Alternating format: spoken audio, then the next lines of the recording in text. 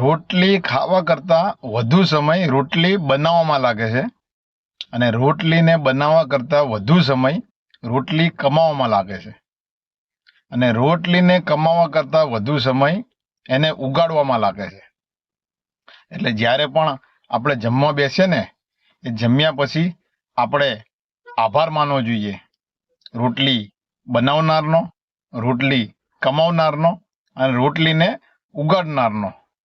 કેમ કે જ્યારે આ ધૂમધમતા તાપમાં ઘઉંના પાકમાં જ્યારે ખેડૂત તપે છે અને પિતા છે એ બજારમાં આપણા માટે જ્યારે ઘસાય છે અને માતા જ્યારે ચૂલા પાસે રોટલી બનાવવામાં બળે છે ત્યાર પછી આપણી થાળીમાં એ રોટલી પહોંચે છે. એટલે હંમેશા આ ત્રણ વ્યક્તિનો આભાર માનવો જોઈએ અને ઈશ્વરનો એવો આભાર માનવો જોઈએ કે ભગવાન તમે અમારા માટે આ વ્યવસ્થા કરી. કેમ કે દુનિયામાં ઘણા લોકો એવા છે કે જે આ 3 ટાઈમ રોટલી નથી પહોંચી શકતી અને આપણી જોડે ભગવાન એ આપણને પહોંચાડે છે. એટલે હંમેશા આપણે આભાર માનવો જોઈએ અને આપણાથી બને તો જેટલા બી વ્યક્તિઓ છે કે જે પશુ પંક્ષીઓ છે, જે મૂંગા ઢોર છે, એની આપણે કંઈક મદદ કરવી જોઈએ.